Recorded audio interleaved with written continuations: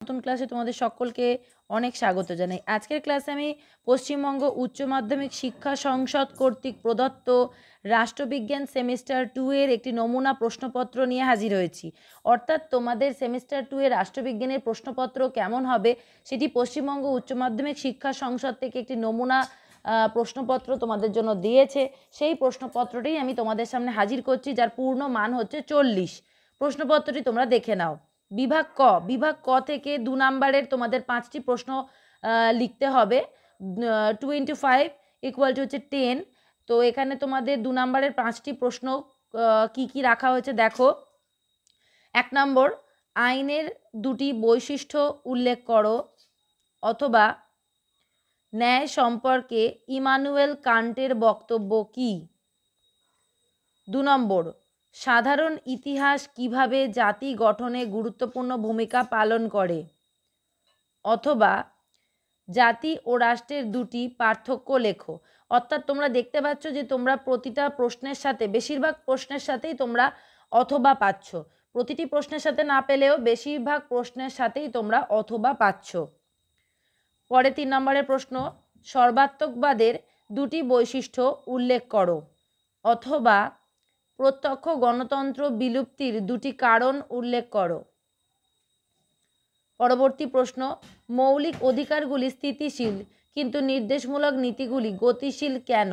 প্রতিটি প্রশ্নই বোধমূলক প্রশ্নই রাখা হয়েছে। 2 নম্বরের প্রশ্ন, প্রতিটি প্রশ্নই কাউন্সিল থেকে যে নির্দেশিকা দেওয়া হয়েছে বা যে নমুনা প্রশ্নপত্র দেওয়া হয়েছে সেখানে বোধমূলক প্রশ্নকেই বেশি গুরুত্ব দেওয়া হয়েছে। তাই তোমরা বড় প্রশ্নগুলো বুঝে পড়ো, তাহলেই তোমরা এই ছোট প্রশ্নগুলোর উত্তর করতে পারবে।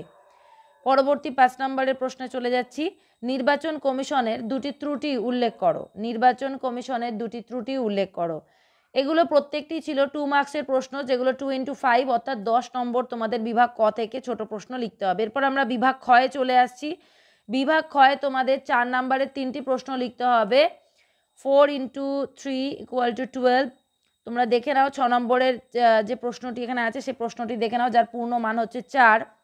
জাতির আত্মনিয়ন্ত্রণের অধিকারের সপক্ষে যুক্তি দাও, অথবা জাতীয়তাবাদ সম্পর্কে রবীন্দ্রনাথ ঠাকুরের ধ্যান ধারণা সংক্ষেপে বিশ্লেষণ করো।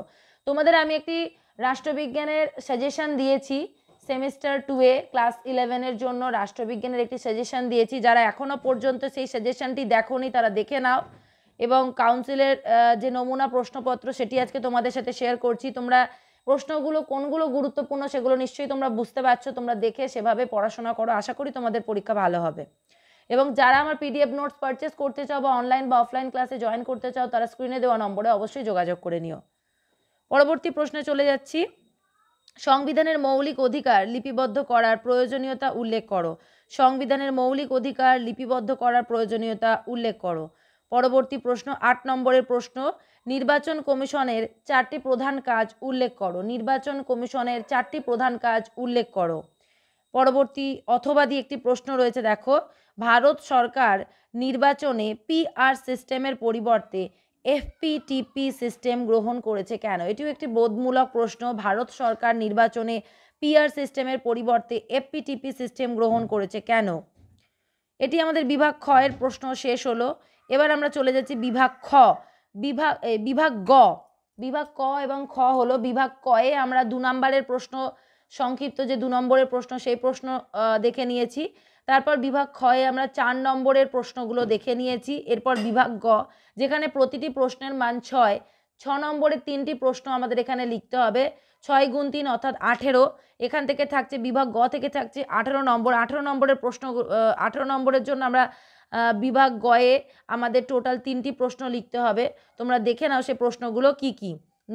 9 দাগের যে প্রশ্নটি আছে দেখো, ক্ষমতা স্বতন্ত্রীকরণ নীতির পক্ষে বিপক্ষে যুক্তি দাও। ক্ষমতা স্বতন্ত্রীকরণ নীতির পক্ষে বিপক্ষে যুক্তি দাও। অথবা স্বাধীনতা বলতে কি বোঝো, স্বাধীনতার রক্ষা কবচগুলি সম্পর্কে সংক্ষেপে আলোচনা করো। পরবর্তী 10 দাগের যে প্রশ্নটি আছে দেখে নাও, ভারতীয় সংবিধানের যুক্তরাষ্ট্রীয় প্রকৃতি আলোচনা করো। ভারতীয় সংবিধানের যুক্তরাষ্ট্রীয় প্রকৃতি আলোচনা করো।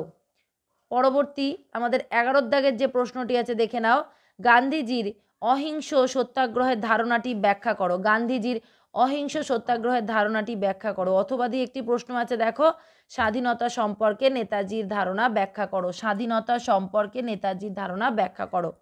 এই তোমাদের 40 নম্বরের প্রশ্ন, যেটি উচ্চ মাধ্যমিক শিক্ষা সংসদ থেকে নমুনা প্রশ্নপত্র হিসাবে দেওয়া হয়েছে। আশা করি তোমাদের ভিডিওটি কাজে লাগবে। ভিডিওটি তোমাদের কেমন লাগলো তোমরা অবশ্যই জানিও, বন্ধুদের সাথে শেয়ার করে দিও, এবং যারা আমার চ্যানেলে নতুন তারা প্লিজ আমার চ্যানেলটিকে সাবস্ক্রাইব করে দিও, এবং যদি ক্লাসটি ভালো লেগে থাকে তাহলে অবশ্যই বন্ধুদের সাথে শেয়ার করো, কমেন্ট করো এবং লাইক করে দিও। ধন্যবাদ।